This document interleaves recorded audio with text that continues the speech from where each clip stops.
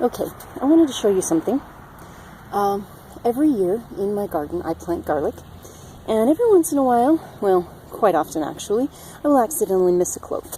And then in the spring, they come up. You can plant garlic that you get from the grocery store, but I wanted to show you, okay, first of all, the roots go pretty deep. Oh, there's a grub. Kill him. Okay. The roots go pretty deep. So, I'm going to try and get this out of the ground. Sorry about the weeds.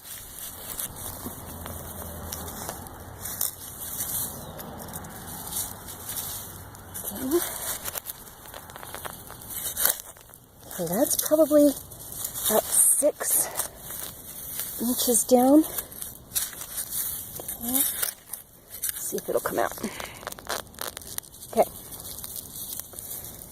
Now this is the clove from last spring, and if these were planted individually, they would grow into separate garlic cloves.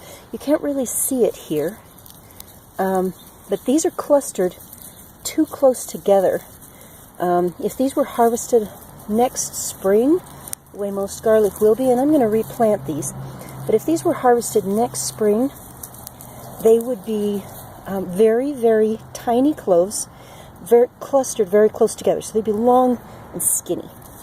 Now I'm going to go ahead and replant these because I don't want the long and skinny garlic, and also because these have survived their first winter, well, probably their 20th winter, but anyway, they've survived in my yard without being pulled up, and that's the kind of strength that I want in my plants. So I will go ahead and replant those, but that is what garlic looks like after it's been in the ground all winter and into spring. You can see the size of the root ball. Actually, the root ball will be many times that size once it's ready for planting. But I will go ahead and replant these. Talk to you later.